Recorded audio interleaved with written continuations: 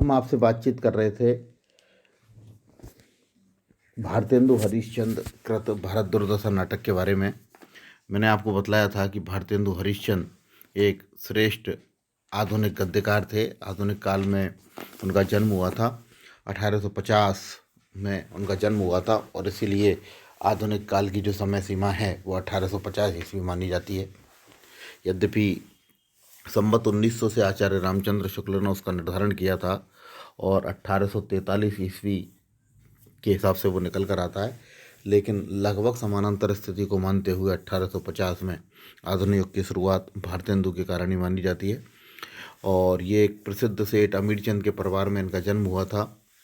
इनका अल्पायु में ही माता पिता का निधन हो गया था। 13 वर्ष की अवस्था में इनका विवाह भी हो गया था।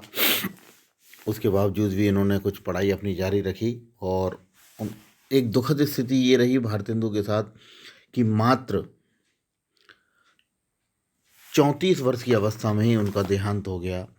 यह एक बहुत दुखद स्थिति है कि बहुत बड़े साहित्यकार होने के बावजूद भी बहुत ज़्यादा उम्र वो नहीं पा सके, लेकिन जितनी उम्र उन्होंने पाई उसमें इतना साहित्य रचा कि आज वो साहित्य की धरोहर बन गया है।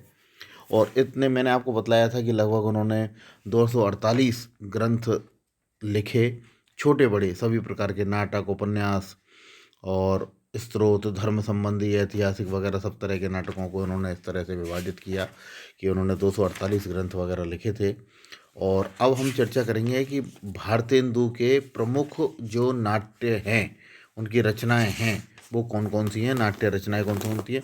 क्योंकि हमारा जो उद्देश्य है वो भारत दुर्दशा के बारे में है और भारत दुर्दशा की जब हम चर्चा कर रहे हैं तो हमारे सामने ये प्रकट होता है कि भारतेंदु के बाद उनकी नाट्य रचनाओं के बारे में चर्चा करें। तो हम देखते हैं उनकी नाट्य रचनाएं कौन सी हैं। भारतेंदु हरिश्चंद्र आधुनिक हिंदी नाटक और रंगमंच के सूत्रधार हैं। रंगमंच की परंपरा भारतेंदु युग से जो शुरू हुई थी वो प्रसाद युग तक चली थी। प्रसाद के ज़माने में भी नाटक खेले गए थे, सूत्रधार हुए थे उनके, लेकिन बहुत ज़्यादा वर्ग उसमें नहीं बन पाया था। लेकिन भारतेंदु के समय से ही नाटक और रंगमंच का प्रभाव काफ़ी बढ़ गया था। उनके नाटकों को हम तीन वर्गों में रख सकते हैं, अर्थात भारतेंदु ने जो नाटक लिखे थे वो तीन तरह के नाटक लिखे थे। उनमें से प्रथम प्रकार के नाटक थे अनुदित, जिनका ऐतिहासिक नाटकों का अनुवाद किया गया था। दूसरे मौलिक और तीसरे उनके अपूर्ण, कुछ नाटक अपूर्ण रह गए थे। उनके आधुनिक नाटक शब्द से अनुवाद न होकर रूपांतरित अधिक हैं। कहने का मतलब है उन्होंने यूं की त्यों अनुवाद नहीं किया है, बल्कि अपनी भाषा को, अपनी भाव को भी प्रकट किया है। इन अनुदित नाटकों में उन्होंने नांदी पाठ, प्रस्तावना, काव्यांश, भरतवाक्य जैसी अनेक बातें अपनी ओर से जोड़ दी हैं। अनुदित नाटकों की श्रेणी में उनके श्रेष्ठ जो नाटक हैं वो है विद्या सुंदर, पाखंड विखंडन, धनंजय विजय, कर्पूर मंजरी, भारत जननी, मुद्रा राक्षस, भारत जननी, प्रेम जोगनी। और भारत जननी जो नाटक है वो तो शेक्सपियर के मर्चेंट ऑफ वेनिस के आधार पर लिखा गया अपूर्ण नाटक है। सती प्रताप उनके द्वारा लिखा गया था। कर्पूर मंजरी जो नाटक है वो राजशेखर कृत प्राकृत सट्टक के ऊपर लिखा गया था। इस तरह से उन्होंने अनुदित नाटकों की रचनाएं की। उनकी मौलिक नाट्य रचनाएं कौन कौन सी हैं उनके बारे में हम चर्चा करते हैं कि वैदिकी हिंसा हिंसा ने भवती, ये एक सबसे पहला उनको नाटक लिखा गया था। उसके बाद उन्होंने लिखा था सत्य हरिश्चंद्र, उसके बाद लिखा था श्री चंद्रावली, अगला लिखा था उन्होंने विशस्य विषम मौत्सधम, अगला लिखा था भारत दोषा दुर्दशा, जिसके बारे में हम चर्चा कर रहे हैं, हम लोग इसको पढ़ेंगे भी। फिर अगला है नील देवी और अंधेरी नगरी, ये इनके मौलिक नाटक कहे जाते हैं। अब आगे देखते हैं कि इनके मौलिक नाटकों में क्या स्थिति है। कि वैदिकी हिंसा हिंसा ने भवती जो नाटक है वो 1873 में यह एक प्रहसन के रूप में लिखा गया था।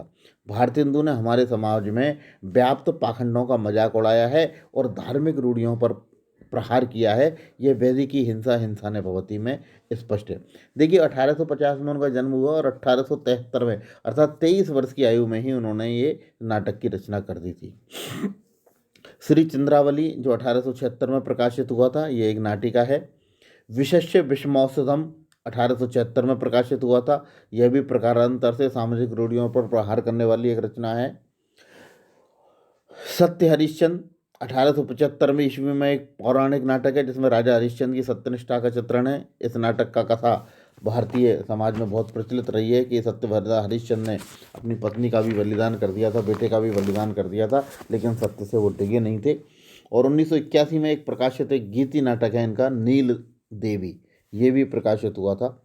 और इसके अलावा एक और नाटक है अंधेरी नगरी, का विवेचन हम आगे बाद में करेंगे ही।